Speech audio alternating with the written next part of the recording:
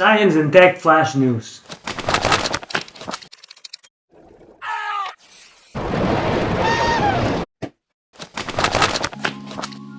I don't mean to sound cocky, but I told you so. For the first time, SpaceX has safely landed a Starship prototype. In this case, the SN-15, Ignition, of which I told you about a couple of weeks ago as well. heading back to the lander According zone. to CEO Elon Musk, SpaceX is already looking ahead to potentially repeating its latest success with an unplanned early reusability experiment. The second flight attempt is an interesting additional option that could provide SpaceX with a lot of invaluable data about its planned reuse of the production version of Starship. In any case, SpaceX system fly, fail, fix, repeat seems to be working quite well. Remember this other news I told you about NASA's awarding SpaceX lunar version of the spaceship rocket for the Artemis program, designed to take mankind back to the moon and eventually establish a moon colony? Well, it seems like the other contenders didn't like that decision very much and are challenging NASA's decision. The national team, led by Blue Origin and their enormous legion of lawyers, filled in a protest with the Federal Government Accountability Office, claiming NASA's decision is unfair. Needless to say, this action is quite legit, but it will most likely delay NASA's Artemis.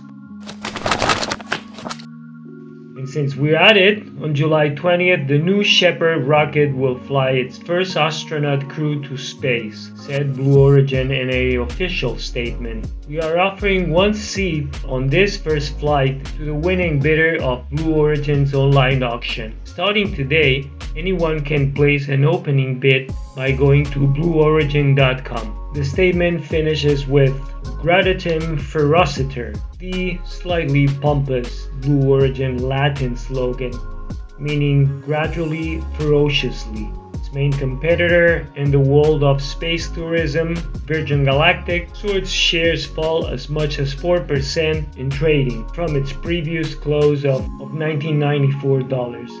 The stock is down more than 19% so far this week, having erased early gains after more than doubling to highs above $60 a share.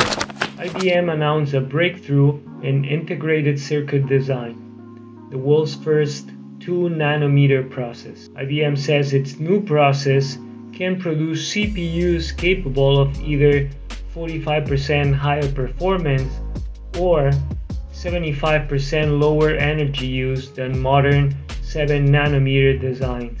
The new 2-nanometer chip, according to the company, holds 333 million transistors per square millimeter. So, a chip the size of a fingernail can hold as many as 50 billion transistors. The number of transistors on a chip is important because of Moore's law, a guiding concept in chip design that was given by ex-Intel Chief Executive Officer Gordon Moore in 1965. The law states that the number of transistors on an integrated circuit will double every 2 years, which in turn doubles the performance, while Moore's law starts failing when companies reach the 10 nanometers mark. Increasing the number of transistors on chips remains an important aspect of chip design. According to IBM, a 2-nanometer chip will quadruple battery life on smartphones, requiring users to charge their phones every 4 days. RISC-V star rises among chip developers worldwide. The upstart RISC-V chip architecture has found international traction with its customizable open source design and lack of licensing fees.